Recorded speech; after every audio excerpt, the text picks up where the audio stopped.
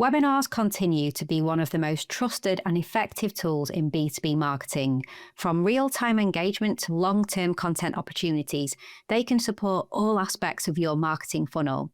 Listen on to discover why so many marketers rely on webinars to connect with their audience, generate leads, and keep their content working harder for longer.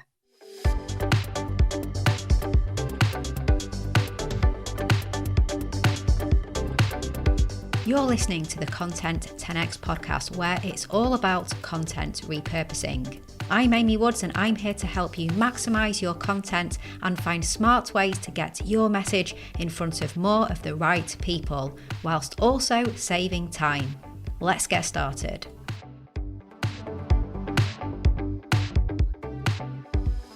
Hello and welcome to the Content 10x podcast. I'm your host, Amy Woods, and I'm delighted that you've joined me for today's episode.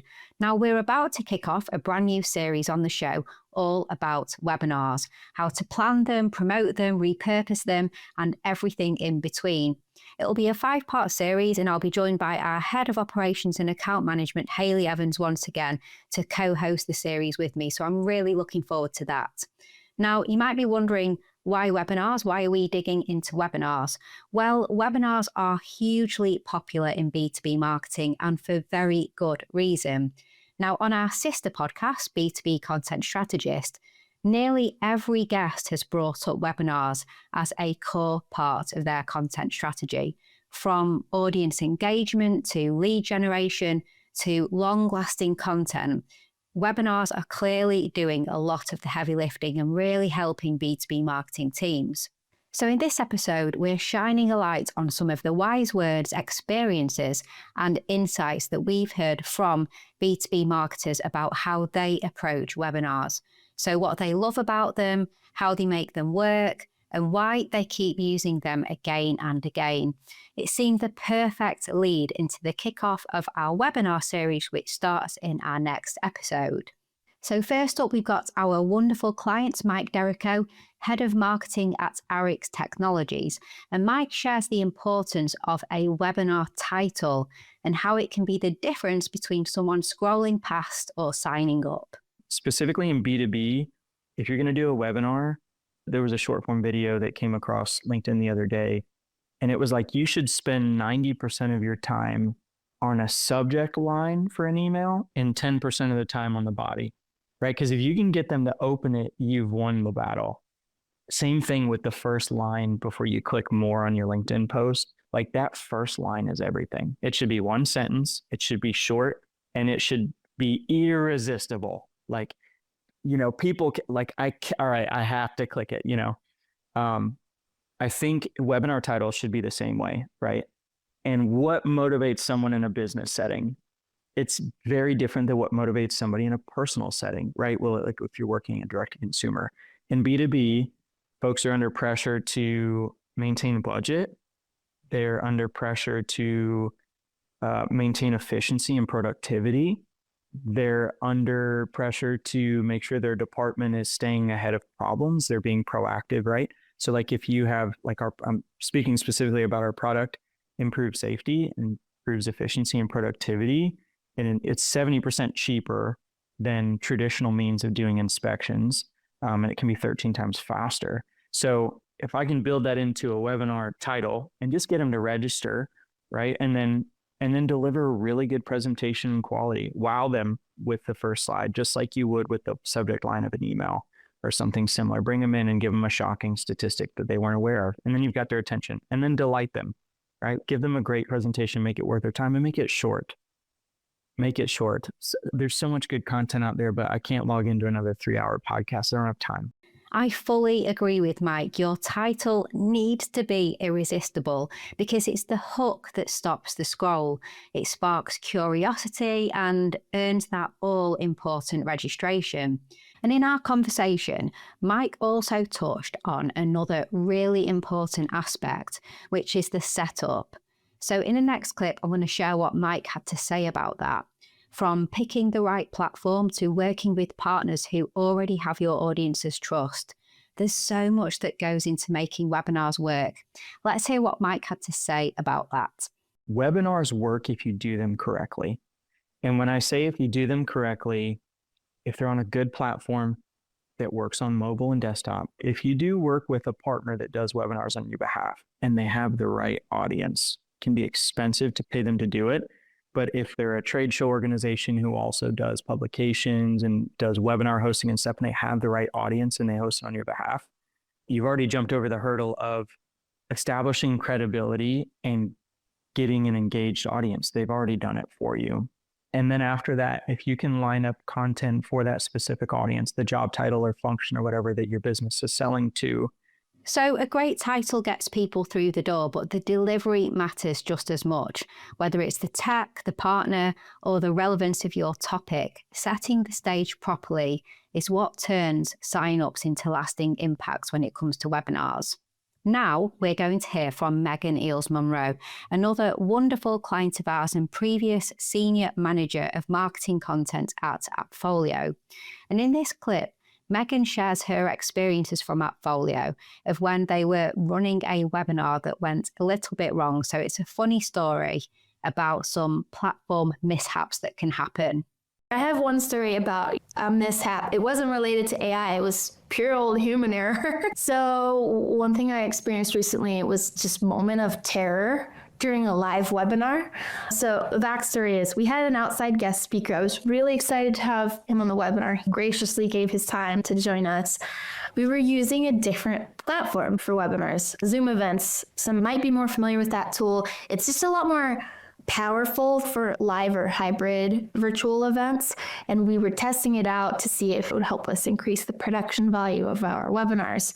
But we're used to using the standard Zoom webinars tool. I've been using it for years. So Zoom Events has this feature called the backstage, which is great because you can have multiple people talking to each other backstage, not interfering with what's going on the live stream. So we really tried to test it.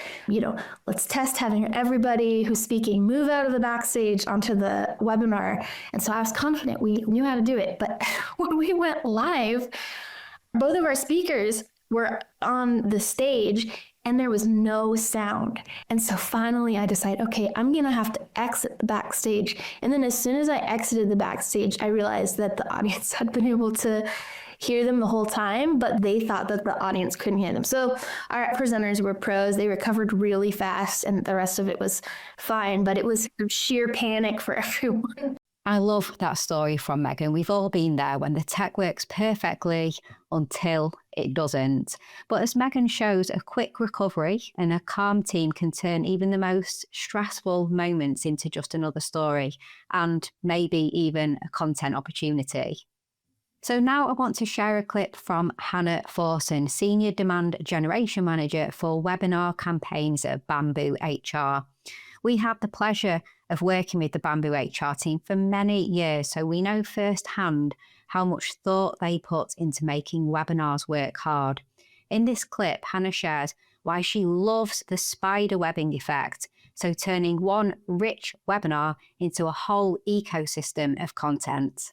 I know that a lot of people have big feelings about webinars, but I think from a marketing standpoint, they are so content rich and so easy to break into smaller pieces. My favorite thing of all time with webinars is being able to come up with a really meaty webinar that you can then take sound bites from and promote via video content on LinkedIn or Meta.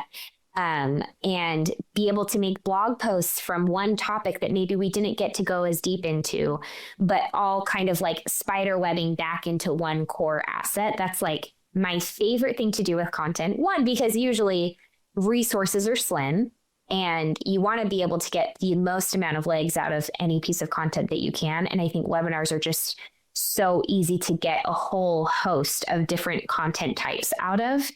Because once you kind of have that core talk track, it's really easy to pull out blogs, case studies, sound bites, videos, whatever it may be from that one resource. That spiderwebbing metaphor says it all. One strong webinar can give you everything from blog posts to sound bites, videos to case studies. That kind of content is absolute gold.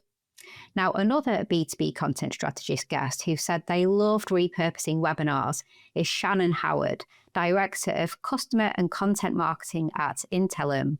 And Shannon shares how her team maximizes the value of each webinar, not just to make the most of all the prep and promo work, but to meet people where they are, especially those who prefer reading over watching.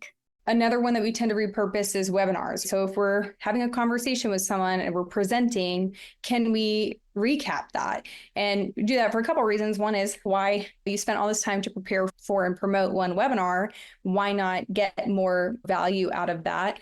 But also because not everybody has time to watch a webinar recording 30, 45 minutes long. I know for me, I'm really not. I think it's so funny because I host webinars all the time.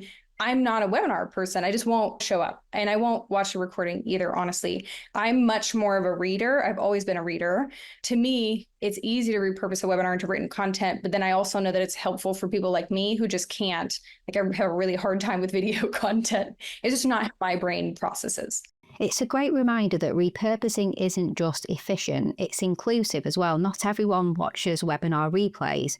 So turning that content into blogs, summaries, articles, it means you're reaching a much wider audience in the ways that work for them. Now let's hear from Kieran Regan, CMO and longtime advocate of getting the most out of your content. In this clip, Kieran is sharing his experiences as CMO at Biz Design and how his team would run webinar series built around a central theme, and they then repurpose each one into a wide range of assets to reach their audience across multiple channels.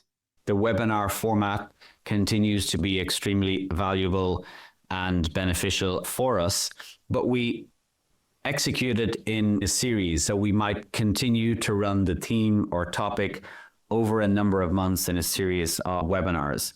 And then we take that live webinar, which is part of an overall theme with relevant topics, and then we repurpose that into various formats to ensure that we reach the widest percentage of our audience possible. So we might repurpose that into an on-demand version, maybe ungated, blogs, of course.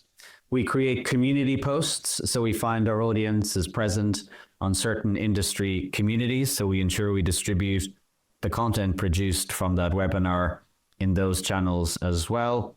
Smaller video snippets are quite successful as well. And then we often create maybe a high-value gated asset from that content, then distribute that through paid means. So that allows us to really ensure that we are unlocking the full potential of the content that we have created, getting as much out of it as possible, and then ensuring it reaches the widest possible audience. Kieran's approach shows how powerful a single webinar can be when it's part of a bigger picture. So not just a one-off event, but as a scalable content engine that supports ongoing campaigns and long-term goals. So I hope you enjoyed hearing these fantastic insights from our guests over on our sister show, B2B Content Strategist. It's clear that webinars are playing a huge role in B2B marketing strategies. As I mentioned earlier, this episode is just the warm-up. Next up, we're launching a brand new 5-part series where we'll be taking a closer look at how to run webinars that truly deliver. We're going to cover everything from planning and promotion to repurposing, distribution, and measuring success, with plenty of practical tips and examples along the way. It's going to be a really useful series, I can promise you that, and I really can't wait to share it with you. Now, if you need help with your content in the meantime, from planning and strategizing to content creation to end-to-end content repurposing, then please don't hesitate to get in touch. We can support you over here at Content 10X, whether it's with webinars, expert interviews, reports, white papers, podcast videos, blogs, and more. Just head to content10x.com/inquiry and let's chat. Okay, all that's left to say right now is thanks so much for listening, and I'll catch you in the next exciting episode of Content 10X podcast.